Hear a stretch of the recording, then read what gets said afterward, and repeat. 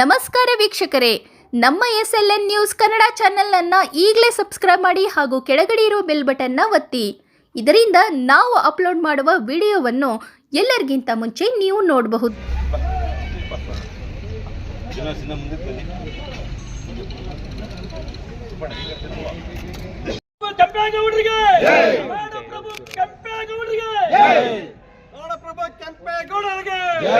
ಸಮಸ್ತ ನಾಡಿನ ಜನತೆಗೆ ಕೆಂಪೇಗೌಡ ಜಯಂತಿಯ ಶುಭಾಶಯಗಳು.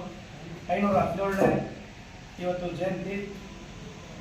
ನಾಡಪ್ರಭು ಕೆಂಪೇಗೌಡರು ಅವರ ಒಂದು ಸಾಹಸ, ತ್ಯಾಗ, ಬಲಿದಾನ ತಮ್ಮೆಲ್ಲರಿಗೂ ಚಿರಪರಿಚಿತ. ತಮ್ಮೆಲ್ಲರಿಗೂ ಗೊತ್ತಿದ್ದಂತೆ ಇವತ್ತು ಬೆಂಗಳೂರು ಇದೆ. ಬೆಂಗಳೂರಲ್ಲಿ ಏನೇ ಒಂದು ಖ್ಯಾತಿ ಇದೆ, ರಾಜ್ಯ ಮಟ್ಟದಲ್ಲ, ರಾಷ್ಟ್ರ ಮಟ್ಟದಲ್ಲ, ಅಂತಾರಾಷ್ಟ್ರೀಯ ಮಟ್ಟದಲ್ಲಿ ಬೆಂಗಳೂರಿನ ಒಂದು ಹೆಸರು ಹೇಳಿದ್ರೆ ಪ್ರತಿಯೊಬ್ಬರಿಗೂ ಒಂದು ಹೆಮ್ಮೆ ಅನಿಸುತ್ತೆ. ಎಲ್ಲೇ ಹೋಗಲಿ, ನಮ್ಮ ದೇಶ ಬಿಟ್ಟು ಆಚೆ ದೇಶಗಳಲ್ಲಿ ಹೋದ್ರೂ ಕೂಡ ನಾವು ಬೆಂಗಳೂರಿನವರು ಅಂದರೆ ಸಾಕು, ಒಂದು ಗೌರವ ಸಿಗುತ್ತೆ. ಇವತ್ತು ಬೆಂಗಳೂರು ಎಷ್ಟು ಬೆಳೆದಿದೆ ಅಂತಂದರೆ ಐ ಟಿ ನಗರದಲ್ಲಿ ಇವತ್ತು ಬೆಂಗಳೂರು ನಂಬರ್ 1 ಸ್ಥಾನದಲ್ಲಿದೆ. ಹಾಗಾಗಿ ಇವತ್ತು ಬೆಂಗಳೂರಿಗೆ ಆದ ಒಂದು ಇತಿಹಾಸ ಕೂಡ ಇದೆ. ಹಿಂದೆ ಕೆಂಪೇಗೌಡರು ಬೆಂಗಳೂರು ಕಟ್ಟಬೇಕಾದ್ರೆ ತನ್ನ ಸೊಸೆ ಅಂದರೆ ತುಂಬ ಗರ್ಭಿಣಿಯನ್ನು ಒಂದು ಅಂದರೆ ತ್ಯಾಗ ಕೊಟ್ಟಿರುವಂಥದ್ದು ಒಂದು ಉದಾಹರಣೆ ಕೂಡ ಹೇಳಕ್ಕೆ ಇಷ್ಟಪಡ್ತೀನಿ. ಏನಪ್ಪ ಅದು ಅಂತಂದರೆ, ಬೆಂಗಳೂರು ಬಗ್ಗೆ, ಕೆಂಪೇಗೌಡರ ಬಗ್ಗೆ ಒಂದು 2 ಮಾತುಗಳಲ್ಲಿ ಹೇಳಕ್ಕೆ ಇಷ್ಟಪಡ್ತೀನಿ. ಇಲ್ಲೇ ಬೆಂಗಳೂರು ಕಟ್ಟಬೇಕಾದ್ರೆ ಭಾಳ ಕಷ್ಟ ಆಯಿತು. ಹಿಂದೆ ಕೆಂಪೇಗೌಡರು ಯಲಹಂಕದಲ್ಲಿ ಜನ್ಮ ತಾಳದಂಥವ್ರು.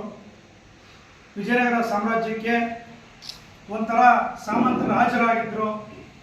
ಒಂದು ಸಾಮಂತ ರಾಜ್ಯ ಯಲಹಂಕದಂದರೆ ಹೇಳಕ್ಕೆ ತಪ್ಪಾಗಲಾರ್ದು.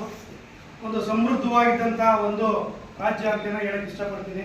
ಹಿಂದೆ ಬೆಂಗಳೂರು ಕಟ್ಟಬೇಕಾದ್ರೆ ಕೆಂಪೇಗೌಡರು ವಾಸ್ತುಶಿಲ್ಪ ಕಟ್ಟಬೇಕಾದ್ರೆ ಎಲ್ಲ ಒಳ್ಳೆ ಮೇಧಾವಿಗಳನ್ನ, ಪಂಡಿತರುಗಳನ್ನ, ವಾಸ್ತುಶಿಲ್ಪ ತಂತ್ರಜ್ಞರನ್ನ ಕರ್ಕೊಂಡು ಬೆಂಗಳೂರು ನಿರ್ಮಾಣ ಮಾಡಿದ್ದು ಯಾವ ರೀತಿ ಅಂತಂದರೆ, ಹಿಂದೆ ಚಿಕ್ಕಪೇಟೆ, ದೊಡ್ಡಪೇಟೆ ಎರಡೂ ಒಂದು ಕಡೆ ಸೇರೋಂಥ ಜಾಗದಲ್ಲಿ ಎತ್ತುಗಳನ್ನ ಓಡಿಸಿ, ಅಂದರೆ 4 ದಿಕ್ಕುಗಳಿಗೆ ಎತ್ತುಗಳನ್ನ ಉಳ ಪ್ರಾರಂಭ ಮಾಡ್ತಾರೆ. ಎತ್ತುಗಳು ಎಲ್ಲಿ ನಿಂತು ಹೋಗಿ ಅಲ್ಲಿ ಗಂಟನೂ ಬೆಂಗಳೂರು ಅಭಿವೃದ್ಧಿ ಆಗಬೇಕು, ಅಭಿವೃದ್ಧಿ ಮಾಡೋಣ ಅಂತ ತೀರ್ಮಾನ ಮಾಡಿ, ಆ ಕಡೆ ಮಾಗಡಿ, ಈ ಕಡೆ ವರ್ತೂರು, ಈ ಕಡೆ ಯಲಹಂಕ, ಅದೇ ರೀತಿ ಸುತ್ತಲೂ, ಅಂದರೆ ಈಗ ಏನು ನಾವು ಕೆಂಪೇಗೌಡರು ಅಂದ್ಕೊಂಡು ಬೆಳವಣಿಗೆ ಪ್ರಾರಂಭ ಮಾಡಿದ್ರು, ಈಗ ಈಗೇನು ಅವ್ರು ಅಂದ್ಕೊಂಡಿದ್ರು ಅದಕ್ಕಿಂತ ಹೆಚ್ಚಿಗೆ ಅಭಿವೃದ್ಧಿ ಆಗ್ತಾ ಇದೆ. ಹಾಗಾಗಿ ಬೆಂಗಳೂರು ನಗರ ಬಹಳ ಬೆಳೆದಿದೆ, ಮುಂದೆ ಕೂಡ ಬೆಳೀತದೆ. ಅದೇ ರೀತಿ ನಮ್ಮ ಬೆಂಗಳೂರು ನಗರ ಯಾವ ರೀತಿ ಬೆಳೆದಿದೆ, ಮುಂದೊಂದು ದಿನ ಶಿಡ್ಲಘಟ್ಟ ನಗರ ಕೂಡ, ಶಿಡ್ಲಘಟ್ಟ ತಾಲೂಕು ಕೂಡ ಬೆಂಗಳೂರು ಆಗತ್ತೆ ಅನ್ನೋ ಒಂದು ಮಾತು ನೀವು ಒಂದು ಸಂದರ್ಭದಲ್ಲಿ ಹೇಳ್ತಾ ಇದ್ದೀನಿ. ನಾವೆಲ್ಲರೂ ಕೂಡ ಇಲ್ಲಿ ಬೆಂಗಳೂರು ಹತ್ತಿರದಲ್ಲಿ ನಾವೆಲ್ಲರೂ ಕೂಡ ಹುಟ್ಟಿರೋದ್ರಿಂದ ಏನು ಹಿಂದೆ ಕೆಂಪೇಗೌಡರ ಒಂದು ತತ್ವ ಸಿದ್ಧಾಂತಗಳು, ತ್ಯಾಗ ಮನೋಭಾವ ಏನಿತ್ತು, ಅವರ ತತ್ವ ಸಿದ್ಧಾಂತಗಳು, ತ್ಯಾಗ ಮನೋಭಾವ ನಾವೆಲ್ಲರೂ ಬೆಳೆಸ್ಕೊಳ್ಳೋಣ.